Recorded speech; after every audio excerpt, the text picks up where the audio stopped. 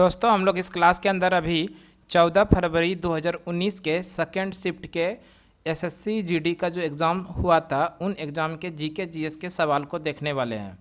और ये वीडियो आप लोगों के लिए एसएससी जीडी का आप लोग फॉर्म भरे हैं या फिर फॉर्म भरने के लिए सोच रहे हैं तो ये वीडियो आप लोगों के लिए अति आवश्यक हो सकता है। साथ साथ में आप किसी भी प्रकार की कॉम्पिटिटिव एग्ज़ाम्स की तैयारी करते हैं तो उन एग्ज़ाम्स के लिए भी अति आवश्यक है ये वीडियो। दोस्तों आप हमारे चैनल SEP बाय अभिषेक सुमन यूट्यूब चैनल पे पहली बार आए हैं तो हमारे यूट्यूब चैनल को निश्चित रूप से सब्सक्राइब कर लीजिए, क्योंकि इस चैनल पर हम एसएससी जीडी के साथ साथ में सभी प्रकार की कॉम्पिटिटिव एग्ज़ाम्स की जीके जीएस के क्वेश्चन को सॉल्व कराते हैं और उसको पूरे एक्सप्लेन के साथ समझाने का प्रयास करते हैं।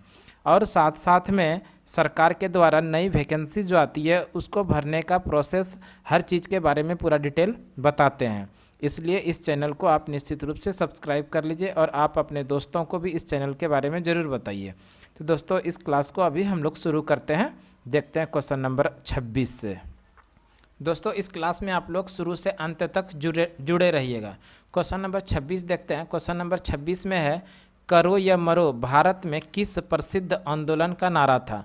सबसे पहले ये जान लेते हैं भारत छोड़ो आंदोलन। तो भारत छोड़ो आंदोलन की शुरुआत 9 अगस्त 1942 ईस्वी में महात्मा गांधी के द्वारा शुरू किया गया था। 9 अगस्त 1942 ईस्वी को।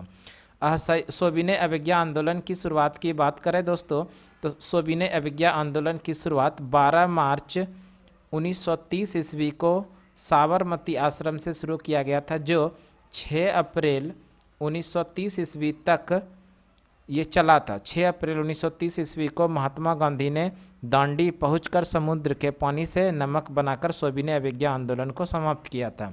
इसी सोविनय अवज्ञा आंदोलन का दूसरा नाम दांडी यात्रा भी है। असहयोग आंदोलन की बात करें तो जलियांवाला बाग हत्याकांड के बाद 1920 ईस्वी में महात्मा गांधी के द्वारा किया गया पहला जन आंदोलन था, जिसको असहयोग आंदोलन के नाम से जानते हैं। 1920 ईस्वी में इसी असहयोग आंदोलन के समय महात्मा गांधी ने केसर-ए-हिंद की उपाधि अंग्रेजों को वापस कर दिया। असहयोग आंदोलन स्थगित किया था 5 फरवरी 1922 ईस्वी को चौरी चौरा नामक स्थान पर एक चौरी चौरा हत्याकांड हुआ था, जिसके बाद असहयोग आंदोलन को बंद कर दिया। भारत छोड़ो आंदोलन, इसी आंदोलन के दरमियान महात्मा गांधी ने करो या मरो का नारा दिया था, इसलिए ऑप्शन नंबर ए सही हो जाएगा। करो या मरो का नारा महात्मा गांधी ने भारत छोड़ो आंदोलन के समय दिया था। भारत छोड़ो आंदोलन की बात कर लें हम लोग। भारत छोड़ो आंदोलन के समय ही 9 अगस्त 1942 के आसपास ऑपरेशन जीरो आवर के तहत कांग्रेस के सभी महत्वपूर्ण नेता को गिरफ्तार कर लिया गया था अंग्रेज सरकार के द्वारा। क्वेश्चन नंबर 27 देखते हैं हम लोग। क्वेश्चन नंबर 27 में है, यूनेस्को की विश्व धरोहर सूची में स्थान बनाने वाला भारत का भारतीय शहर कौन सा है। यूनेस्को की विश्व धरोहर सूची में स्थान बनाने वाला पहला भारतीय शहर ये अहमदाबाद है। ये शहर की बात किया जा रहा है। शहर में भारत का पहला शहर जिनको कि विश्व धरोहर की सूची में शामिल किया हुआ है अहमदाबाद। कब? 2017 में। हम लोग बात कर लेते हैं यूनेस्को विश्व धरोहर सूची। यूनेस्को की स्थापना 1945 ईस्वी में हुआ है और यूनेस्को का हेडक्वार्टर फ्रांस की राजधानी पेरिस में है, इसको भी ध्यान रखिएगा। और वर्तमान समय में विश्व धरोहर की सूची में भारत के कुल 40 साइट है। ध्यान रखिए कुल कितने स्थल है? 40। नेक्स्ट क्वेश्चन नंबर 28 में है, दोदा बेटा निम्नलिखित में से किस पर्वत श्रृंखला का सर्वोच्च शिखर है। दोदा बेटा नीलगिरी पर्वत श्रृंखला का सर्वोच्च शिखर है, नीलगिरी पर्वतमाला। तो ये ऑप्शन नंबर डी में है, नीलगिरी। ऑप्शन नंबर डी सही हो जाएगा। दोदा बेटा की ऊंचाई की बात कर लें तो 2637 मीटर है। ऊंचाई कितना है? 2637 मीटर।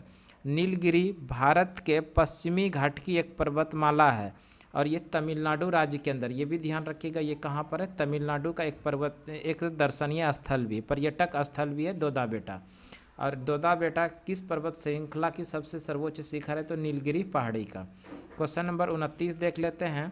राष्ट्रीय मानवाधिकार आयोग के बारे में निम्नलिखित में से कौन सा कथन सही है। तो ध्यान रखिएगा दोस्तों, राष्ट्रीय मानवाधिकार आयोग के बारे में, राष्ट्रीय मानवाधिकार आयोग एक स्वायत्ता विधिक संस्था है और ये इसमें कुल सदस्यों की संख्या की बात करें हम लोग। राष्ट्रीय मानवाधिकार आयोग कौन सी कथन सही है? इसकी सत्ता स्वरूप में केवल सिफारिश है। तो ये सत्ता स्वरूप क्या है? सिर्फ सिफारिश। ऑप्शन नंबर बी सही हो जाएगा। और इसकी स्थापना ध्यान रखिएगा 12 अक्टूबर 1993 ईस्वी को। स्थापना कब हुआ है? 12 अक्टूबर 1993 ईस्वी को। इसका हेडक्वार्टर कहाँ पर है? नई दिल्ली में। नेक्स्ट क्वेश्चन देख लेते हैं हम लोग। नेक्स्ट क्वेश्चन 30 नंबर है, किंग खालिद इंटरनेशनल एयरपोर्ट किस देश में कार्यरत है? किंग खालिद इंटरनेशनल एयरपोर्ट ये सऊदी अरब में, सऊदी अरब ऑप्शन नंबर डी में, डी सही हो जाएगा। बसरा एयरपोर्ट इराक में, इराक में कौन सी एयरपोर्ट है? तो ध्यान रखिएगा दोस्तों, बसरा एयरपोर्ट इराक के अंदर है। वहीं पर बात कर लें बहरीन का जो प्रमुख एयरपोर्ट है, बहरीन का प्रमुख एयरपोर्ट का नाम है रीफा। ये भी ध्यान रखिएगा, रीफा किस देश का प्रमुख एयरपोर्ट है? तो बहरीन का। और अगर हम लोग बात कर लें बसेल अल अहमद एयरपोर्ट, ये सीरिया में, बसल अल असद एयरपोर्ट कहाँ पर है? सीरिया में। नेक्स्ट क्वेश्चन देख लेते हैं 31 नंबर में है, किसी देश में जीवन स्तर यानी शैली को दर्शाने के लिए निम्न में से कौन सा एक मापदंड है? तो ध्यान रखिएगा दोस्तों, किसी देश का जीवन स्तर यानी शैली को दर्शाने के लिए प्रति व्यक्ति आय एक मापदंड है, जो ऑप्शन नंबर डी में है, इसलिए ऑप्शन डी सही हो जाएगा। क्वेश्चन नंबर 32 देखते हैं, देशों के बीच तेजी से एकीकरण को किस रूप में जाना जाता है? देशों के बीच तेजी से एकीकरण को वैश्वीकरण के रूप में जाना जाता है। वैश्वीकरण ऑप्शन नंबर ए सही हो जाएगा। क्वेश्चन नंबर 33 में है, डबल फॉल्ट शब्द का प्रयोग किस खेल में किया जाता है? डबल फॉल्ट शब्द का प्रयोग किया जाता है टेनिस में, टेनिस ऑप्शन नंबर बी सही हो जाएगा। नेक्स्ट क्वेश्चन नंबर 34 में है, डैश का व्यापक रूप से ईंधन के रूप में उपयोग किया जाता है और वह दबे हुए कंपोज्ड प्राकृतिक गैस का एक प्रमुख घटक है, वो कौन सी है? तो ध्यान रखिएगा दोस्तों, वो है मीथेन का व्यापक रूप से ईंधन का रूप में प्रयोग किया जाता है। अगर हम लोग बात कर लें मीथेन, तो मीथेन का जो सूत्र होता है CH4 होता है। मीथेन जो है एक रंगहीन एवं गंधहीन गैस है मीथेन, ऑप्शन नंबर सी सही हो जाएगा। क्वेश्चन नंबर 35 में है, निम्नलिखित में से किस उत्पाद को भारत में पहला भौगोलिक संकेत यानी GI टैग प्राप्त हुआ? दार्जिलिंग की चाय को भारत में पहला भौगोलिक संकेत यानी GI टैग प्राप्त हुआ, ऑप्शन नंबर डी सही हो जाएगा।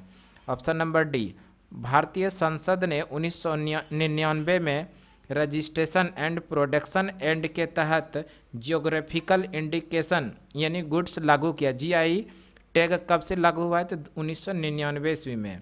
और इसी के तहत किसी विशेष क्षेत्र के आधार पर विशिष्ट वस्तु की कानूनी अधिकार उसको दिया जाता है, उस वस्तु को। ये कब से? 1999 में। और पहला बार जो GI टैग दिया गया किसको? दार्जिलिंग की चाय। दार्जिलिंग ये किस राज्य के अंदर? तो ध्यान रखिएगा दोस्तों, ये पश्चिम बंगाल में है। क्वेश्चन नंबर 36 में है, 1526 ईस्वी में बाबर ने इब्राहिम लोदी को कहाँ हराया था?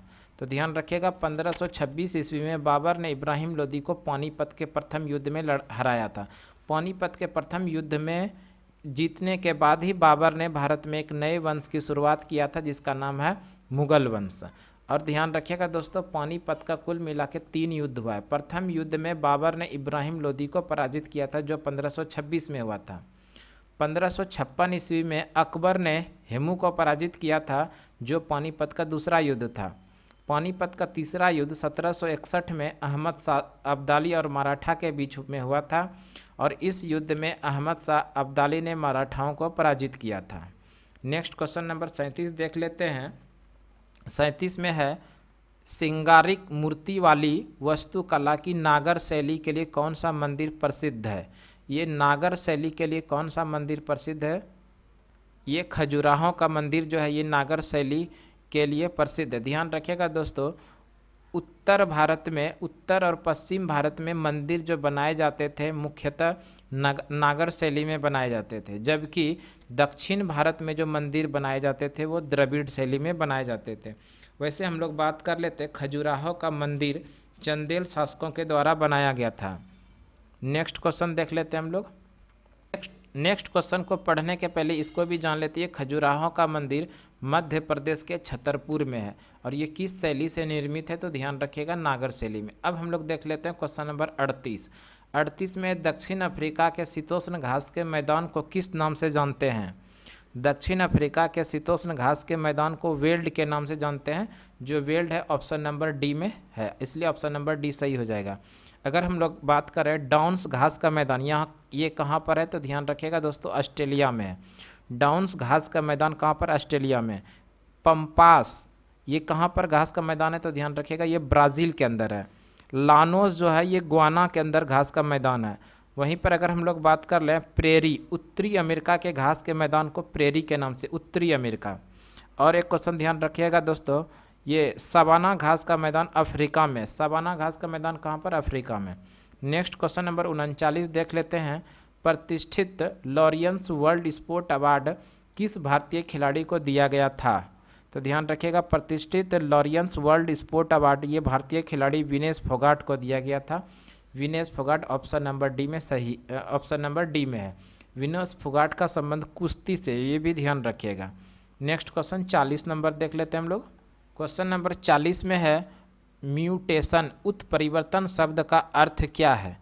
उत्परिवर्तन, म्यूटेशन उत्परिवर्तन शब्द का जो आनुवंशिक गलती है, तो ध्यान रखिएगा आनुवंशिक गलती, ऑप्शन नंबर डी सही हो जाएगा। नेक्स्ट क्वेश्चन देखते हैं 41 नंबर में है निम्नलिखित में से किस देश ने पुरुष हॉकी विश्व कप 2018 जीता। 2018 पुरुष हॉकी कप जो जीता था वो बेल्जियम ने जीता था, ध्यान रखिएगा बेल्जियम, ऑप्शन नंबर ए सही हो जाएगा। नेक्स्ट क्वेश्चन देखते हैं हम लोग।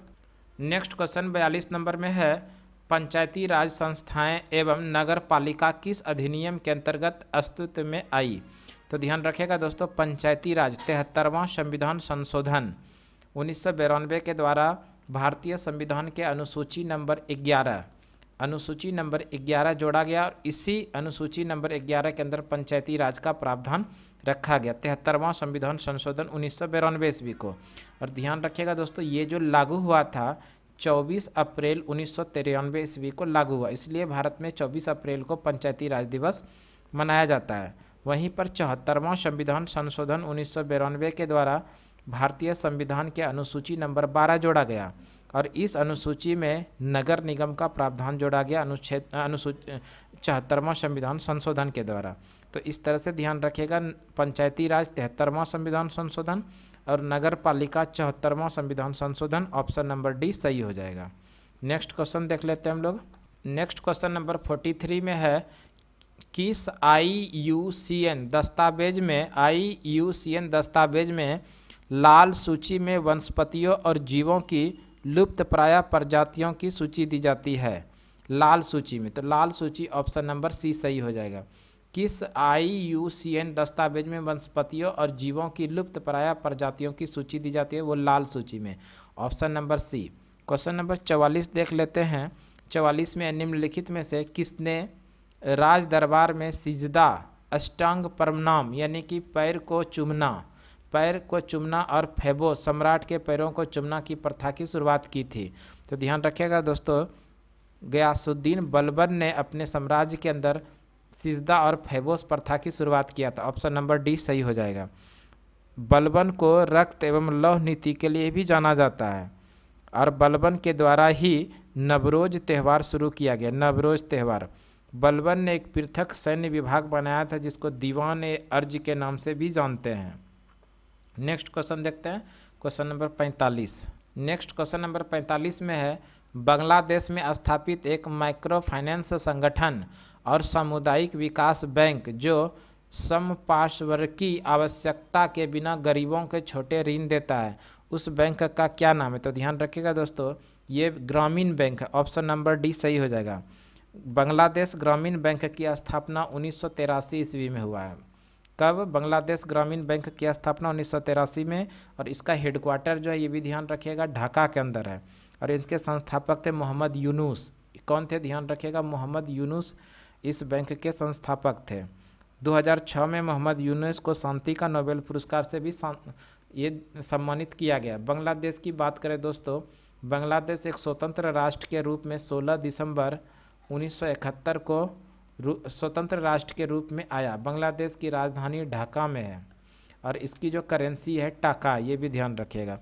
क्वेश्चन नंबर 46 में है, निम्नलिखित में से कौन सा 2030 तक प्राप्त करने के लिए लक्षित एक चिरस्थायी विकास लक्ष्य नहीं है। तो ध्यान रखिएगा, विकल्पों के अनुसार अंतरिक्ष अनुसंधान जो है 2030 तक प्राप्त करने के लिए लक्षित एक चिरस्थायी विकास लक्ष्य नहीं है। अंतरिक्ष अनुसंधान जो ऑप्शन नंबर डी हो जाएगा। अगर हम लोग बात करें, यह लक्ष्य 2015 से 2030 तक चलेगा।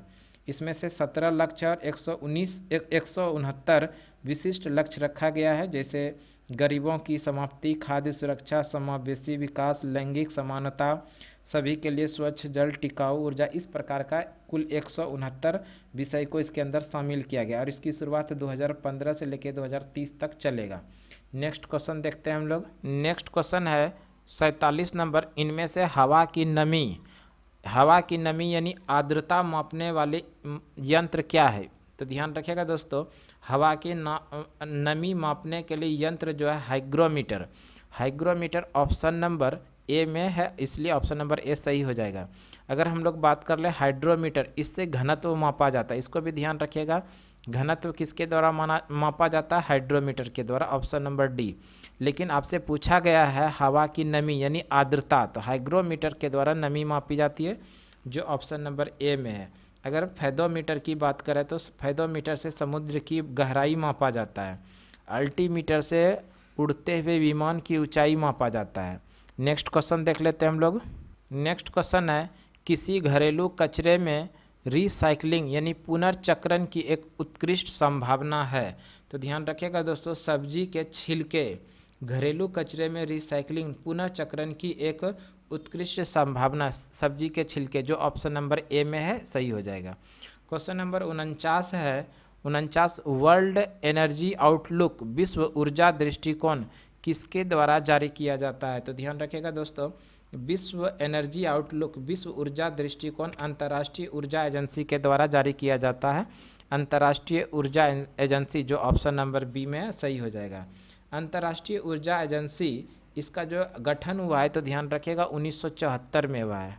इसका गठन कब हुआ है? 1974 में, और इसका हेडक्वार्टर फ्रांस की राजधानी पेरिस है। इसका हेडक्वार्टर कहाँ पर है? पेरिस के अंदर। नेक्स्ट क्वेश्चन देख लेते हैं हम लोग।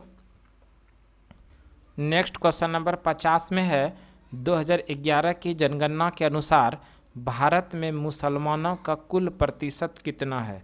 तो ध्यान रखिएगा, 2011 के जनगणना के अनुसार भारत में मुसलमानों की जो कुल प्रतिशत है 14.2% है, जो ऑप्शन नंबर डी है, डी में है। 14.2 वर्तमान समय में भारत में मुसलमानों की जनसंख्या प्रतिशत है, ये 2011 के जनगणना के अनुसार।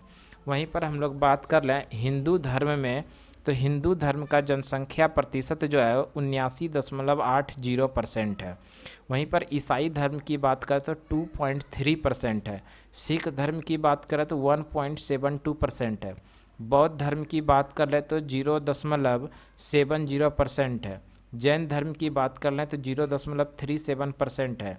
और अन्य धर्मों के जो लोग हैं वो 0.66% में है। तो दोस्तों, इस तरह से हम आप लोगों को आज 14 फरवरी 2019 के सेकेंड शिफ्ट के जीके जीएस के सवाल को पूरी डिटेल एक्सप्लेन के साथ बताने का प्रयास किए हैं। हमें उम्मीद है कि ये वीडियो आप लोगों को ज़रूर पसंद आया होगा। आप हमारे अपने कमेंट बॉक्स में एक छोटा सा अच्छा सा कमेंट ज़रूर लिख कर भेजें, ताकि इससे और बेहतर वीडियो बनाने का प्रयास करें आप लोगों के लिए। दोस्तों, आज के क्लास के लिए हम लोग इतना ही। अगले क्लास में फिर से अगले दिन मिलते हैं, तब तक के लिए धन्यवाद। जय हिंद।